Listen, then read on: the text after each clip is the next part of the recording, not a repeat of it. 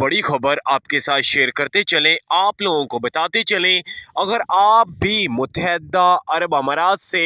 Overseas Pakistani हैं और पाकिस्तान आ रहे हो तो ये वीडियो आपके लिए है, क्योंकि वतन वापस आने वालों के लिए क्या नया ऐलान कर दिया गया है आप लोगों को बताएंगे इसी शॉर्ट सी वीडियो में। तो सपोर्ट के लिए दोस्तों सबसे पहले वीडियो को लाइक, चैनल को आप अपने प्यार से हाथों से सब्सक्राइब और बेल आइकन को आप लोगों ने लाजमी दबा लेना है, ताकि हर तरह की जो भी छोटी बड़ी अपडेट्स हों हर बार की तरह सबसे पहले हम आप तक पहुंचाते रहें। तो दोस्तों आप लोगों को बताते चलें, अगर आप भी यूएई की किसी भी रियासत से पाकिस्तान के किसी भी एयरपोर्ट पर अगर वापस आ रहे हो और आपके पास एलसीडी वगैरह, लैपटॉप वगैरह या एक से ज़्यादा मोबाइल वगैरह मौजूद है, तो अब आप लोगों को 5,000 रुपये पाकिस्तानी टैक्स देना पड़ेगा। एक से ज़्यादा कोई भी इलेक्ट्रॉनिक्स चीज़ अगर आप लेकर आ रहे हो